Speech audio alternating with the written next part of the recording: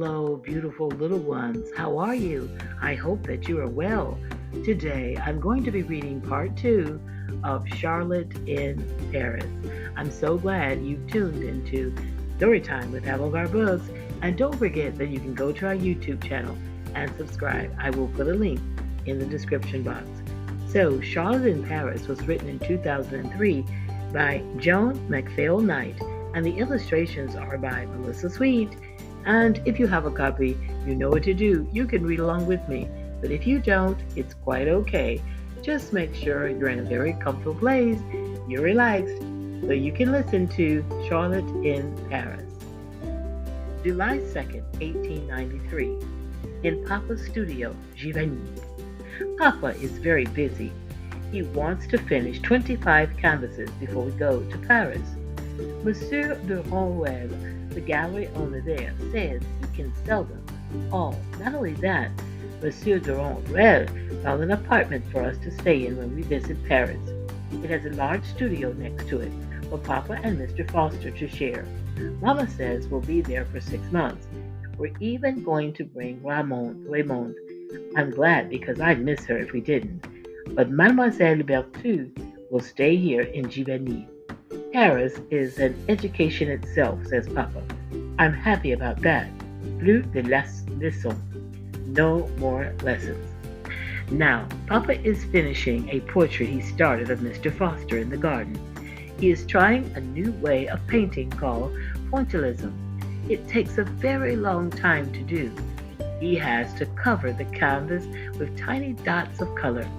When I stand close to it, the dots make me dizzy, and I can't tell what's it about. But when I look at it from the other side of the studio, everything falls into place. I like his old way of painting better. I wondered if Papa would sell this one, but he says it is just an exercise and not for sale. He tells me it's important for an artist to try new ways of seeing things.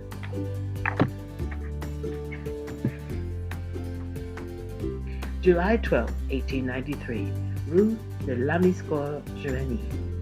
Lizzie is back, and this morning we found out what the postman saw. Mrs. Suzanne Butler, Monsieur Monet's daughter, was pushing her pram along the Chemin du Roi. We ran after her to see her new baby. All at once she turned the corner and disappeared through a garden gate. The gate was too small to see over, so we unlatched it and followed her. Mrs. Butler's baby smiled at us. Over by the stream we saw a woman wearing no clothes at all, not even her bloomers. She was having her portrait painted in the sun. Mrs. Butler introduced us to the artist, Mrs. MacPhail, who invited us all into her studio for cakes and lemonade.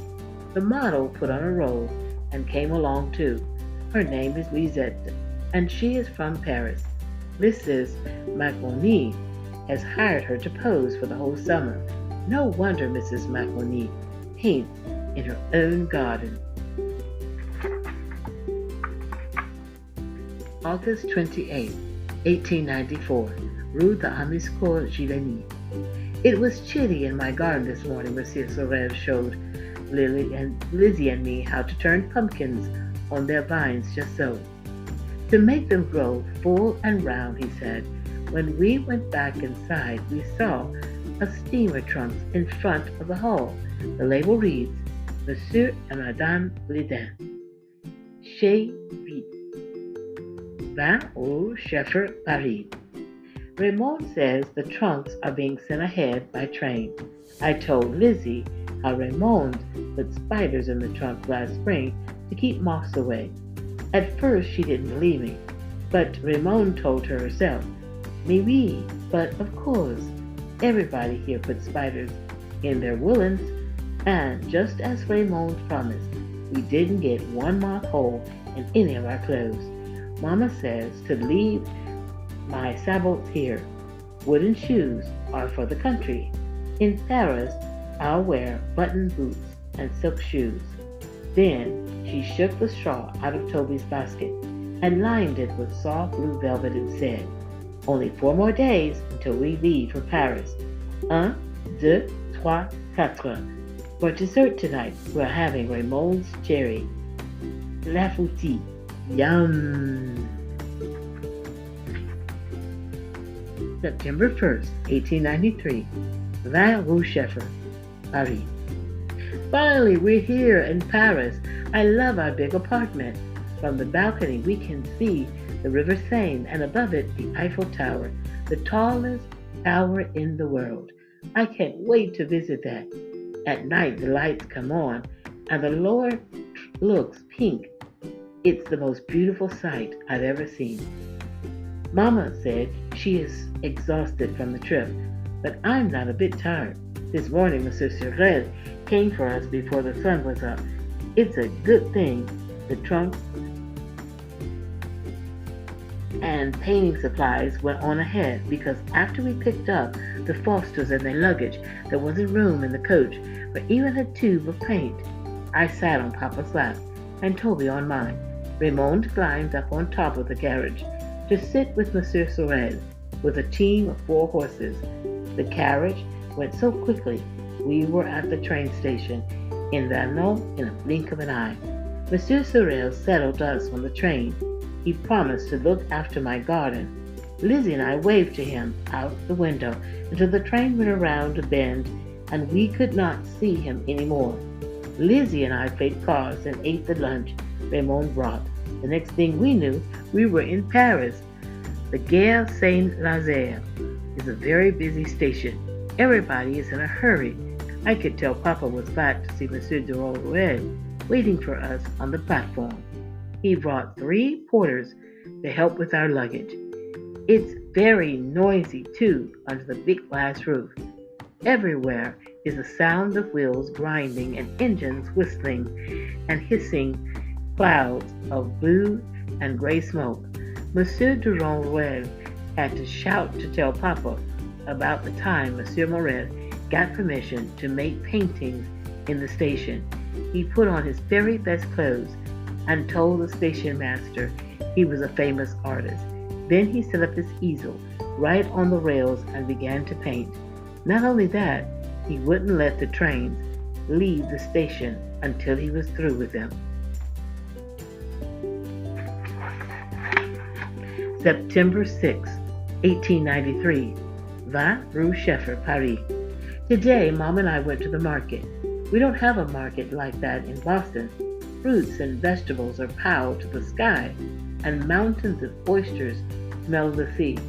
With some milk from the laitière, and flowers from the bouquetière, our baskets were filled to the top. I could tell Mama was glad I was there to help carry them. When we got home, I found Pop in the studio. He took me by the hand and said, "Come, let's be Parisians today." We went to the cafe on an avenue called Champs-Elysees. Papa says the streets of Paris were dark, narrow, and twisty until Emperor Napoleon decided to make Paris the most beautiful city in the world. He hired a man named Baron Haussmann to tear down old buildings and fill the city with parks, gardens, and wide avenues lined with trees. I have never seen so many people in one place. There are tables and chairs all up and down the sidewalk, and so many carriages on the avenue, sometimes as many as 8 across, that you can't not see to the other side. Papa and I lifted our glasses and cried, "Vive Paris! Long live Paris!"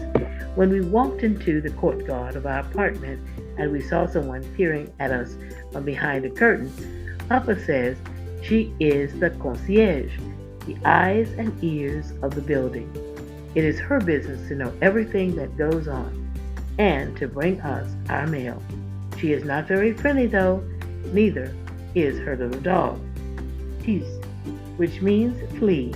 He sits on her lap and growls when he sees us. Papa says Puce is well named because he is always scratching himself.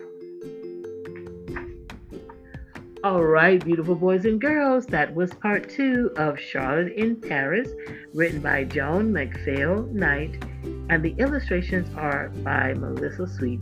I hope you enjoyed this part 2. I'll continue to read this story. Boys and girls, make sure that you have a beautiful day. Take care.